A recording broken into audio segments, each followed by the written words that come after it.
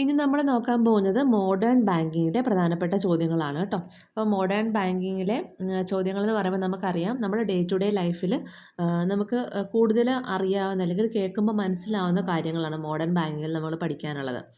അപ്പോൾ വീഡിയോയിലേക്ക് പോകുന്നതിന് മുമ്പ് നിങ്ങൾ ആദ്യമായിട്ടാണ് ചാനൽ കാണുന്നതെങ്കിൽ ഒന്ന് സബ്സ്ക്രൈബ് ചെയ്തേക്കണേ, തൊട്ടടുത്തുള്ള ബെല്ലൈക്കൺ കൂടെ എനേബിൾ ചെയ്തേക്കണം കേട്ടോ.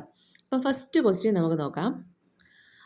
നമുക്ക് അറിയാം, ഡേ ടു ഡേ ലൈഫിൽ നമ്മളുടെ ഫണ്ട് നമുക്കല്ലെങ്കിൽ പൈസ ട്രാൻസ്ഫർ ചെയ്യാനുള്ള മോഡ്സ് ഏതൊക്കെ ടൈപ്പിലായിരിക്കും ഉണ്ടാകുന്നത്. അപ്പോൾ എല്ലാവർക്കും അറിയാവുന്ന കാര്യങ്ങളൊക്കെ തന്നെയാണ്. ഫണ്ട് ട്രാൻസ്ഫർ മോഡ്സ് ഏതൊക്കെയായിരുന്നു? അപ്പോൾ അറിയാവുന്നവർ ഒന്ന് കമൻറ്റ് ചെയ്തേക്കണം. അപ്പോൾ നമ്പർ 1 പറയാം, RTGS, NEFT, IMPS, UPI. Fund transfer modes ആണ് RTGS, NEFT, IMPS, UPI. Full form of RTGSൻ്റെ ഫുൾ ഫോം ആൻസറാണ് real time gross settlement system. RTGS introduced in dash.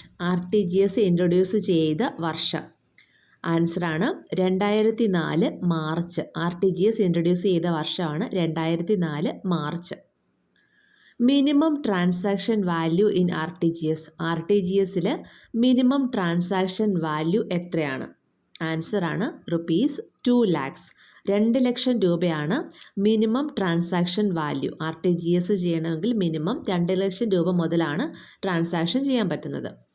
Maximum transaction value in RTGSൽ no maximum limit, അതായത് maximum ലിമിറ്റിൽ എത്ര വേണേ ചെയ്യാം, എന്നാൽ മിനിമം ട്രാൻസാക്ഷൻ വാല്യൂ ഉണ്ട് താനും. അതായത് മിനിമം 2 ലക്ഷം രൂപ ഉണ്ടെങ്കിൽ മാത്രമേ നമുക്ക് RTGS ചെയ്യാൻ പറ്റുള്ളൂ. മാക്സിമം എത്ര എമൗണ്ട് വേണമെങ്കിലും ചെയ്യാം. Transaction processing charges in RTGS. Transaction processing charges, നമ്മൾ ഏത് പേയ്മെൻറ്റ് ചെയ്യുമ്പോഴും കൂടുതലും അതിനകത്ത് പ്രോസസ്സിംഗ് ചാർജസ് വരുന്നുണ്ട്. ഇവിടെ 25 രൂപ മുതൽ 50 രൂപ വരെയാണ്. Depends on payment amount depend ചെയ്ത് കുറച്ച് അങ്ങോട്ടും ഇങ്ങോട്ടും ഡിഫറൻസ് വരും. 25 രൂപ മുതൽ 50 രൂപ വരെയാണ് പ്രോസസ്സിംഗ് ചാർജസ് വരുന്നത്.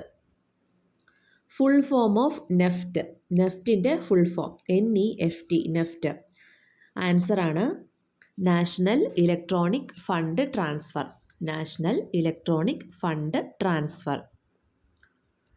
RBI started NEFT service in dash.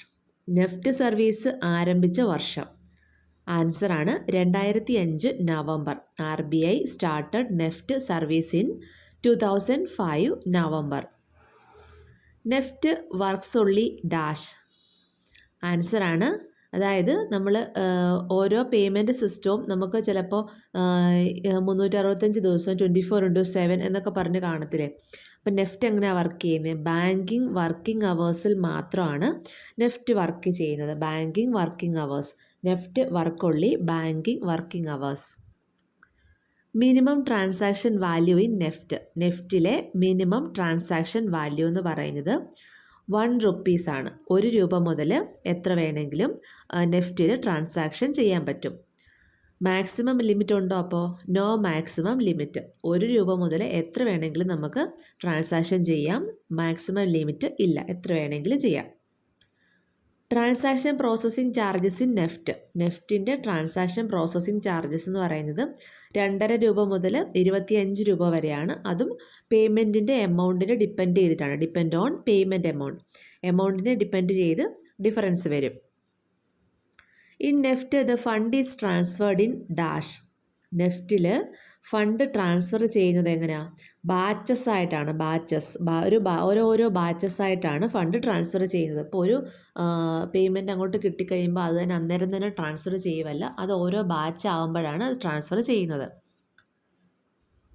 Full form of IMPSൻ്റെ ഫുൾ ഫോം ആൻസറാണ് immediate payment service system. IMPS introduced in dash. IMPS introduce ചെയ്ത വർഷം എന്ന് പറയുന്നത് 2010 നവംബർ 22. IMPSൻ്റെ ഫുൾ ഫോം എന്താ? Immediate payment service system. IMPS introduced in 2010 November 22. IMPS is a dash system.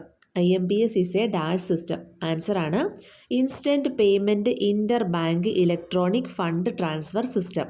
Instant payment inter bank electronic fund transfer system. Dash introduced IMPS system in 2010.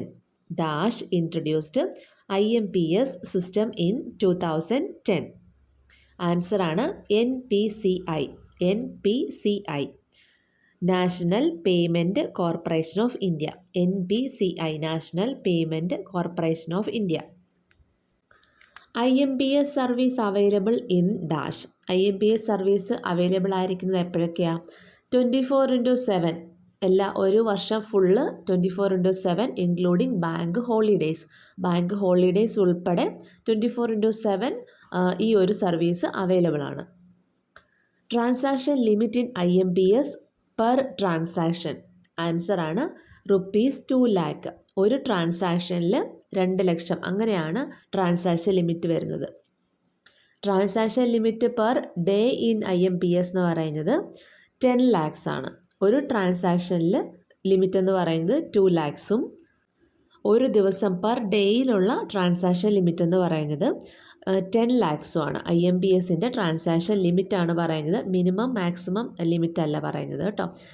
അല്ലാതെ transaction limit in IMPS per transaction, ഒരു ട്രാൻസാക്ഷനിൽ 2 ലക്ഷം വരെയും അതേപോലെ ഒരു ദിവസം അങ്ങനെ 10 ലക്ഷം വരെയും transaction limit IMPSനുണ്ട്. പ്രോസസ്സിംഗ് ചാർജസ് ഇൻ IMPS എന്ന് പറയുന്നത് 5 രൂപ മുതൽ 15 രൂപ വരെയാണ്. 5 രൂപ മുതൽ 15 രൂപ. മറ്റേതുപോലെ തന്നെ പേയ്മെൻറ്റിൻ്റെ എമൗണ്ട് ഡിപ്പെൻഡ് ചെയ്ത് ചെറിയ വ്യത്യാസം വരും. NPCI developed in dash. NPCI developed in dash. Answer ആണ് 2008. NPCI എന്ന് പറയുന്നത് എന്തായിരുന്നു? National payment corporation of India. NPCI developed in 2008. Headquarters of NPCI. NPCIയുടെ ഹെഡ് ക്വാർട്ടേഴ്സ് മുംബൈയാണ്. Mumbai. Full form of UPI. Full form of UPI.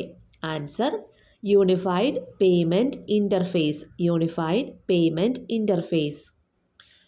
UPI introduced in dash. UPI introduced in dash. Answer 2006 April 11. 2006 April 11. Processing charges in UPI. UPIയിൽ വരുന്ന processing charge. Answer ആണ് no processing charge. Processing charge UPIയിൽ വരുന്നില്ല. അടുത്തത് നോക്കാം IFSC. എന്താ IFSC എന്ന് പറയുന്നത്? Indian financial system code. IFSCയുടെ ഫുൾ ഫോമാണ് Indian financial system code. IFSC stands for Indian financial system code. എത്ര ക്യാരക്ടേഴ്സാണ് ക്വസ്റ്റ്യൻ എപ്പോഴും വരുന്ന? IFSCക്ക് എത്ര ക്യാരക്ടേഴ്സ് ഉണ്ട്? 11 ക്യാരക്ടേഴ്സ് ആണ് IFSCക്ക് ഉള്ളത്. അതിൽ first 4 digit in IFSC code mention bank. First 4 digit in IFSC code mention bank. Last 6 digit in IFSC code mention branch. 5th digit എന്ന് പറയുന്നത് 0 ആയിരിക്കും. 5th digit is 0. First 4 digit mention bank, last 6 digit mention branch, 5th digit എന്ന് പറയുന്നത് 0 ആയിരിക്കും.